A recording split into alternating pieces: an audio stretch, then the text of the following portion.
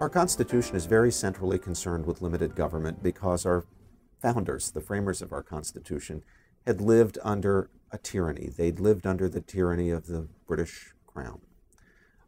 They knew what happens when centralized power gets too big and too aggressive and too intrusive.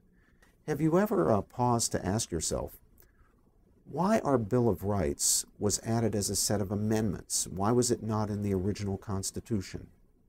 Well, there's an important story in explaining that. It's because the Bill of Rights was not regarded as the primary mechanism for limiting government and protecting freedom. The theory of delegated and enumerated powers, the system of checks and balances, the principle of federalism, dividing power between the national governments and the states, those were the primary mechanisms for protecting limited government and thereby protecting liberty.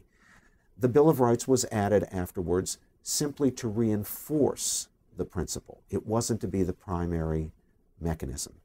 It's a natural thing for human beings. Our founders recognized this. They understood that human nature had its failings. It's a natural tendency for human beings to seek more power than they've been given, to abuse the power that they have been given. That's why we have a system of checks and balances. Although we eventually added a Bill of Rights, that was not the primary mechanism that our founders chose to protect liberty by limiting government. The primary mechanism rather was establishing our Constitution as a constitution that created a federal government of limited and enumerated powers.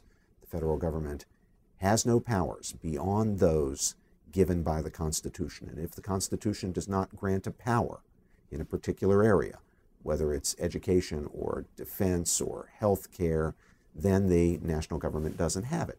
Now, certain powers were granted to the federal government, to the Congress. Among these, of course, most importantly, is the power to defend the country, the power to raise armies and navies.